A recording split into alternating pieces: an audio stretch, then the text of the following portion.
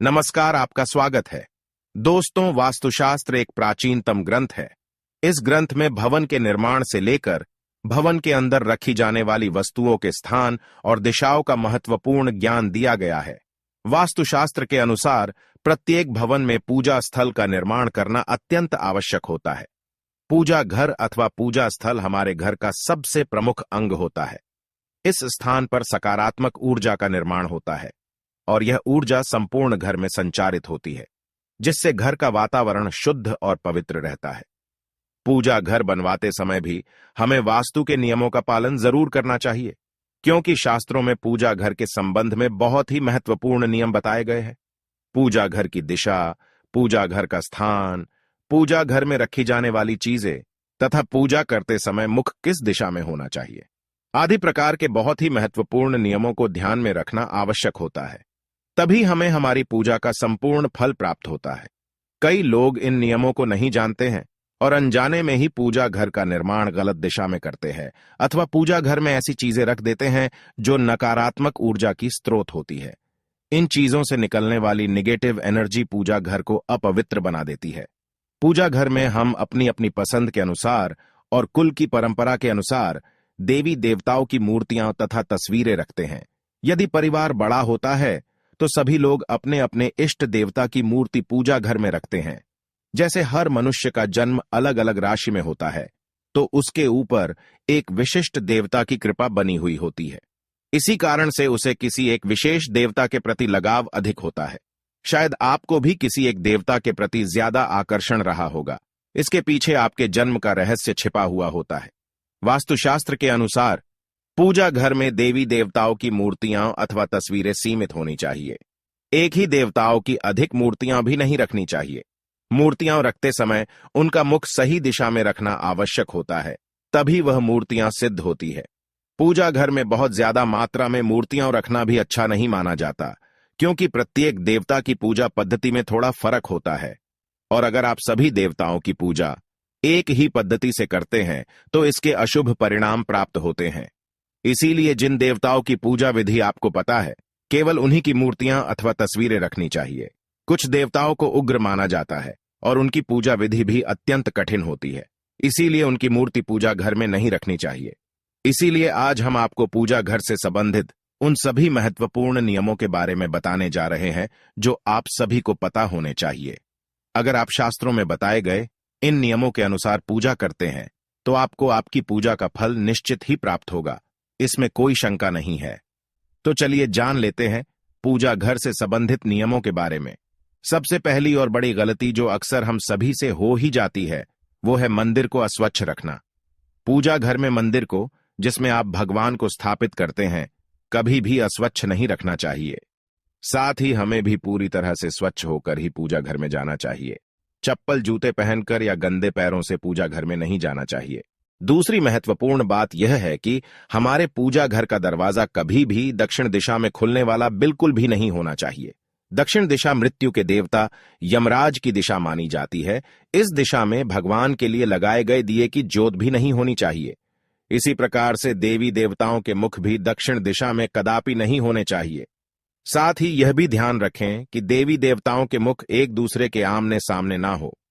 तीसरी बात है, पूजा घर में कभी भी खड़े हुए और नाचते हुए गणपति की मूर्ति न रखे। तांडव करते हुए भगवान शिव की मूर्ति अथवा तस्वीर ना हो। हनुमान जी की तथा माता की रौद्र रूप में फोटो या मूर्ति कभी भी नहीं लगानी चाहिए। किसी भी भगवान की हमेशा ही शांत और बैठी हुई अवस्था में अर्थात विराजमान अवस्था में ही मूर्ति होनी चाहिए। पूजा घर में किसी भी देवता की खंडित मूर्ति कभी नहीं रखनी चाहिए। चौथी बात है, पूजा घर में भूल कर भी किसी जीवित या मृत व्यक्ति की तस्वीर देवताओं के साथ नहीं लगाएं। यह बिल्कुल भी शुभ नहीं माना जाता है। कई लोग साधु संतों की तस्वीरें अथवा मूर्ति पूजा घर में भगवान के पास रख देते हैं। वास्तुशास्त्र में ऐसा करना शुभ माना नहीं गया है। घर के मंदिर में पूजा के लिए मूर्तियां रखी जाए या तस्वीरें, किसी भी देवता की एक से अधिक नहीं होनी चाहिए। साथ ही उन तस्वीरों या मूर्तियों की ऊंचाई 4 या 5 इंच से अधिक नहीं होनी चाहिए। जहां तक घर के मंदिर में शिवलिंग रखने का प्रश्न है, तो घर के मंदिर में 2 इंच से बड़ा शिवलिंग नहीं रखना चाहिए। यदि आपको अपने घर के मंदिर में बजरंगबली हनुमान जी की मूर्ति रखनी है, तो बाजार से खरीद कर ऐसी मूर्ति लाइए जो बैठी हुई अवस्था में आशीर्वाद देती हुई हो। घर के मंदिर में रखी जाने वाली देवी देवताओं की मूर्तियां या तस्वीरों के मुख प्रसन्न चित्त होने चाहिए। मंदिर में रखी गई मूर्तियों के बीच में कुछ दूरी अवश्य ही होनी चाहिए। घर के मंदिर में माता काली, भैरव जी और शनिदेव जी की मूर्ति रखना वर्जित है। पांचवी बात है, हमारे प्राचीन हिंदू शास्त्रों में 5 देवों की प्रतिमा पूजा बताई गई है। इसीलिए प्रत्येक घर के मंदिर में इन 5 देवताओं की मूर्ति अथवा तस्वीर अवश्य ही होनी चाहिए। मंदिर में सूर्य देव की तस्वीर अवश्य लगाए। गणेश जी, भगवान विष्णु, मां पार्वती और भगवान शिव, इन 5 देवताओं की पूजा घर में अवश्य होनी चाहिए, तभी वह पूजा घर संपूर्ण होता है। शास्त्रों में यह भी वर्णित है कि पूजा घर में देवी देवताओं की प्रतिमाएं हमारे अंगूठे से बड़ी नहीं होनी चाहिए। यदि इससे बड़ी मूर्तियां हम रखते हैं तो उनकी प्राण प्रतिष्ठा करानी चाहिए और उनकी विशेष पूजा के नियमों का पालन करना चाहिए। ध्यान रहे, पूजा घर में भूल से भी किसी भी देवी देवता की खोखली मूर्ति नहीं रखनी चाहिए। मूर्ति मिट्टी की हो अथवा धातु की, वह कभी खोखली ना हो। ऐसी मूर्तियां जल्दी खंडित हो जाती है।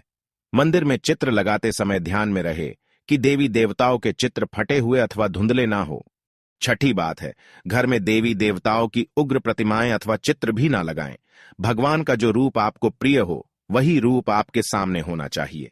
देवताओं के उग्र रूप से मन में भय की स्थिति निर्माण होती है। साथ ही घर के छोटे बालक देवताओं के ऐसे उग्र रूप को देखकर भयभीत हो सकते हैं और उनके मन में भगवान के लिए प्रेम कम होने लगती है।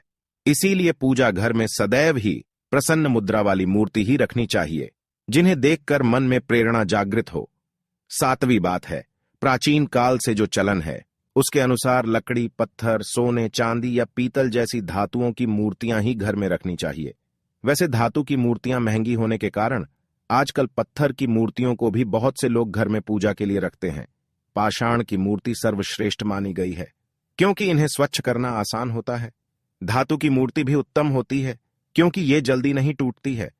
मिट्टी की मूर्ति रखने पर इनके टूटने की संभावना बनी रहती है और इन्हें स्वच्छ करना भी कठिन होता है। इसीलिए घर के मंदिर में ऐसी मूर्तियां रखे जो टूटे नहीं और उन्हें आसानी से स्वच्छ किया जा सके।